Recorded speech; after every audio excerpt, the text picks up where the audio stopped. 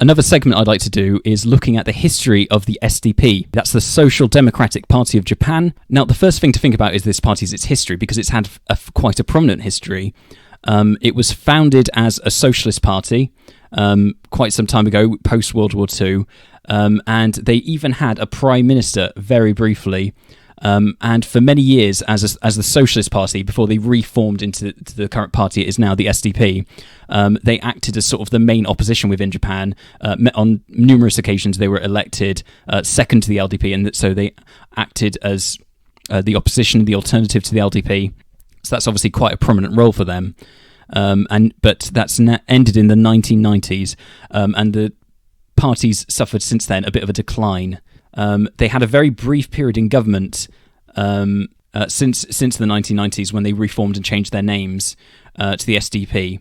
The party was formed in 1996, and then they went on, as I say, to have this coalition with the LDP. And I believe forming a coalition with the LDP, when, as I say, for many years they were sort of the main opposition to them, has may have hurt them at the time, and damaged their popularity.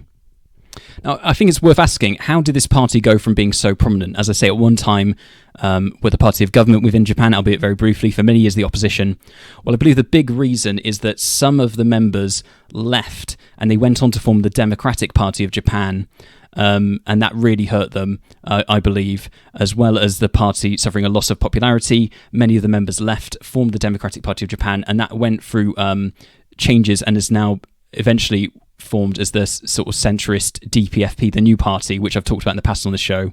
And essentially those that didn't leave to form the Democratic Party, they remained and they became the SDP. And so sort of all those members peeling off, forming a new party and presenting an alternative really hurt them in terms of their standing, sort of the amount of members and diet members they had, and sort of that's what cost them to go from being a really prominent party within Japan to just being quite a small party.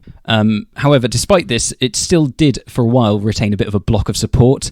At their height, since they changed their name and became the SDP, from being formerly the Socialist Party, the SDP had 19 seats at its peak, and it even entered government a second time in 2009 as part of a coalition, and they brought 7 seats into that at the time.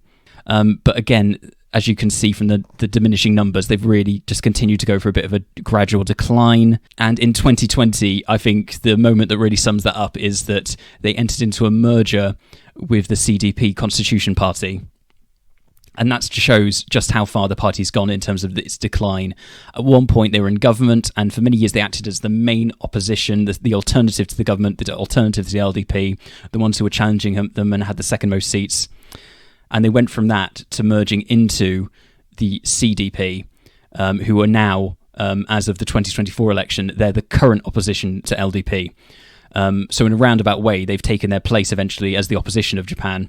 And so that really shows, how far they've fallen following that merger in 2020. Now, the current leader, Fukushima, opposed this merger, and she's remained and leads the party today, despite that. Now, currently they have 1 seat. As I say, Fukushima does not sit within the House of Representatives, despite being the leader of the SDP. She sits within the House of Councillors, the upper house, whereas they do have 1 seat in the House of Representatives out of 465. So, as I say, a very small party from their peak of 19, and formerly in its previous iteration being the main opposition. They're now down to just 1 seat in Okinawa, and that's under Kunio Arakaki, and they also have 2 seats in the upper house, including Fukushima's seat. So how have they done over the years in terms of election results? As I say, it's really a story of decline since they formed in 1996. They went down from 70 when they were the Socialist Party. And as I say, this was largely caused by the Democratic Party forming and taking away many members. In the election where they broke away, they got 52 seats. So they went from 70 as the Socialist Party down to 15 seats, so down 55 from 70. And as I say, it's pretty much almost a perfect parity, 70 to 15 and down 55. And the Democratic Party formed got 52 seats in that election. So really is that new party forming and merging away and taking all that support and membership away is what really hurt them. As I say, in 2000, the next election, they went from 15 up 4 to 19, and that's their zenith really is this new party, the SDP, 19 seats. And from here on out, though, unfortunately, for them, it's a bit of a gradual decline. In 2003, they went down by 13 to only 6 seats. In 2005, they went up 1 to 7. 2009 remained on 7. And from there, they sort of have hovered around that level. And to where they are today, where they only have, as I say, 1 seat in the House of Representatives, but still very much present and with this long history within the House of Representatives and still a current Japanese political party. Now, what are the SDP's current policies? Well, they're really quite interesting from their history as a socialist party. Some of their policies include they want to strengthen local health care and social care, as you might mention from their history as a socialist party, having that sort of priority. And they want more support for children and more after-school care. They want more provision for that. And they want 5% of GDP to go towards education. So as many countries have strict targets on how much GDP, and this has been imposed recently by Trump, or encouraged by Trump to go towards defence. Contrary to that, SDP want a set target towards the GDP to go on education. Now, it's interesting to juxtapose that in that very much the SDP is a pacifist party. Not only do they support the peaceful constitution of Japan, and they defend Article 9, which bars Japan from having an active military, they also are in favour of dismantling US military bases in Japan, which is quite radical because although Japan, despite its constitution barring them from having a military, they do have the SDF and sort of a defence force. You could argue for many years that their main thing defending them, or one of the largest things defending them, has been the presence of US military bases in Japan, has really acted to deter any other country from imagining they could attack them without repercussions. That US military base really does, the amount of US military bases really does act as a real defence for Japan and a deterrent. But they want to dismantle that, imaginably, because they truly believe in the peaceful constitution of Japan and not maintaining a military presence in the military. So that would be quite a departure from the sort of the conventional approach in Japan towards the military and defence, given their constitution and Article 9. They also want to support more greater support to go towards local and small businesses. They want to protect the local economy from a weak yen, specifically the yen being a potential threat to local and small business and the local economy. They're very much an anti-nuclear party also, and they want to, as a result, phase out nuclear power and support renewable energy more. As I've mentioned, they oppose increased defence spending and military expansion, as you would imagine, given their pacifist stance and their stance towards US military bases. And they also want to promote a more sustainable economy. And as I say, they want to promote renewable energy as an alternative to nuclear. And they also want specific things in that respect, like they want more electric rail, and they want things like more renewable energy in sort of powering the agricultural farming industry to reduce the harm done to the environment.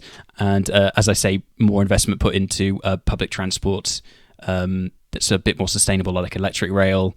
They want to support a carbon tax is something they're in favour of. And they're also very much against the death penalty. They want the abolition of the death penalty, which is still in place in Japan. And they also support same-sex marriage. So that gives you an idea of some of their policies, I hope. Now, who's their leader? Mizuho Fukushima. She's one of only 2 party leaders with seats in the House of Representatives who's female. She has been in the House of Councillors as opposed to the House of Representatives, which is maybe you could argue, primary house in Japan. It's the upper house, the House of Councillors, since 1998, which you'd have to say is quite an impressive tenure to last since 1998 in the House of Councillors. And she's gone through 2 periods as leader. Like many Japanese lawmakers, and you see this often when I've been reading profiles of Japanese politicians, she was a lawyer first. She's been a lawyer since 1987, where she qualified. And as I say, she's previously had periods in government, not in the SDP's own right, of course, but as part of a coalition. And in that time in government, she's held posts relating to consumer affairs and food safety, as Minister of Equality, of Minister for addressing the declining birth rate in Japan. And her journey towards the party, as I say, in 1987, she qualified as a lawyer. In 1998, she entered the House of Councillors, and her journey from there has been reasonably rapid. She first became the Secretary General of the party in 2001. In 2003, she became the leader of the party, and she had a fairly impressive tenure. 2003 to 2013. In 2013, she became deputy leader, and now, as of now, 2020, she became leader of the party again. And so, as I say, she's had two periods as leader of the party, which is not unheard of course. Shinzo Abe, for example, had two periods of prime minister and the leader of LDP, and it seems that making a comeback and returning is something that's perhaps more common within Japanese politics. And so I think perhaps they looked, the SDP, to her, a previous leader, to again take charge of the party in 2020. As I say, given the slight decline of the party over a period of time. And as I say, it'll be interesting to see where she goes going forward, and what direction the party takes.